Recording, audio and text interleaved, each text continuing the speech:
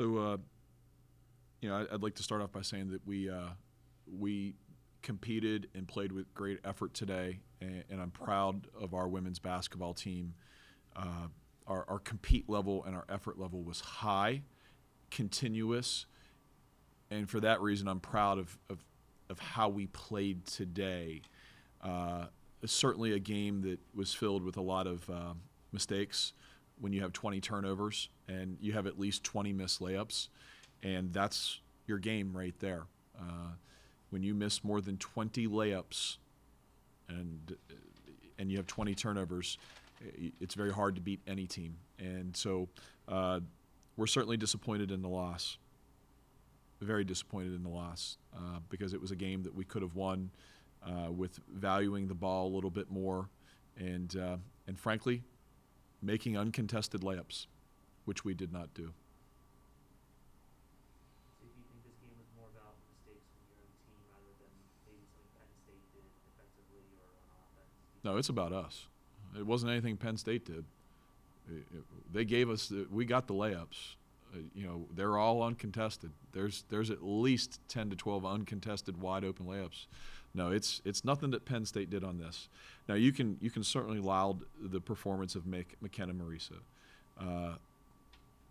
I know the Marisa family very well, and that kid when she chose to go there, I talked to her dad and I said, "You have someone who is going to be a WNBA draft pick," and I completely believe that. I think she's the best player we've played this year. I think she's probably the best player that we may face all year.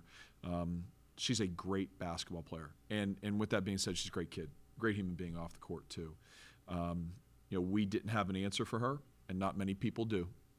But on the other end, we had a lot of answers. We just didn't put the dot at the end and put the period on the end of a lot of those answers with finishing layups, and we didn't do that today.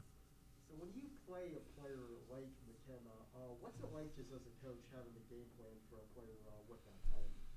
Well, I mean, I've coached against Sue Bird and Tarazi and Brianna Stewart and probably 50 other WNBA players. So you're not in awe of her. You have great respect for her abilities and talents and skill. And she is a WNBA level player. And when we're not playing her, I'm a very big fan of hers because I'm close with her parents and I love the kid. But you have to pick your poison. And for us, that was, we'd rather see her shoot threes and be able to keep her in front of us as much as possible because she holds onto the ball for so long. And her turnover rate is a little bit high because her usage is so high and because the ball is in her hands so much. So if we could keep the ball in her hands and then play off of number 5 where we did not guard her at the arc, we thought we had a chance of stopping her short shots in the lane, which she still hit some. And then we would take our chances with her trying to make threes. So you had recruited her out of high school, I'm guessing? It was Penn State, Baylor, and Duquesne. I've got lots of recruiting stories about that recruiting weekend. Her grandfather is Rudy Marisa, the legendary Waynesburg College coach, and probably in my basketball career since I was 18 years old, which is now, that would be 33 years, the biggest mistake I made was not to go to Waynesburg College and play for Rudy Marisa. And I had a great experience, but I hold her grandfather in the highest regard. Her father and I have been friends for 30 years. I was at their wedding. I've seen McKenna from the time she was a baby to now. And so,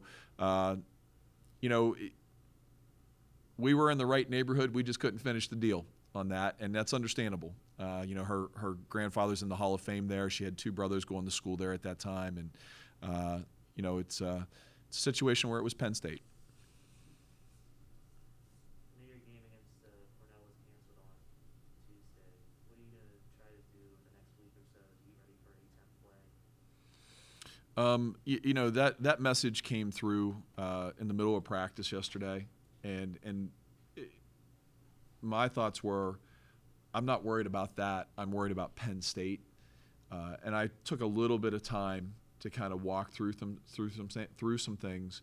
I'll do more of that literally when I walk upstairs. But our plan is to stay because we're going to stay for the next 2 days and we're going to have practice. I'm sure there'll be a lot of contested layup and uncontested layup drills in those practices. And we'll want to condition because even when you take off from the 22nd to the 26th, you're hoping that your kids will go home and be committed to getting training in. And our kids are pretty good with that, but they still are never going to train at the level of what practice will be. So when we get back and we go 2-a-days on the 27th, 28th, 29th, and 30th, that first day or two, the 27th and the 28th, it'll be a lot about conditioning. And we like to do conditioning with a ball. And so I think there'll be a lot of layup drills there. And we'll run for missed layups, those kind of things. But our kids need some time off. There's an academic mental fatigue that they've gone through. We have kids that are in incredibly difficult majors, and they're tired. They're frankly exhausted. You know, I wish I would have done a better job early in the season with our schedule going to Central Florida and Tulsa. That trip took a lot out of our players with the travel the way it was. And so our kids are tired and they need a break. So we're going to go hard for 2 days, work on conditioning, work on the little things that we need to get better at. And then we're going to send them home and we want them to have a great Christmas and a great holiday with their families. And then we'll come back on the 27th and we'll be dialed in for Richmond. Thanks, Dan. Appreciate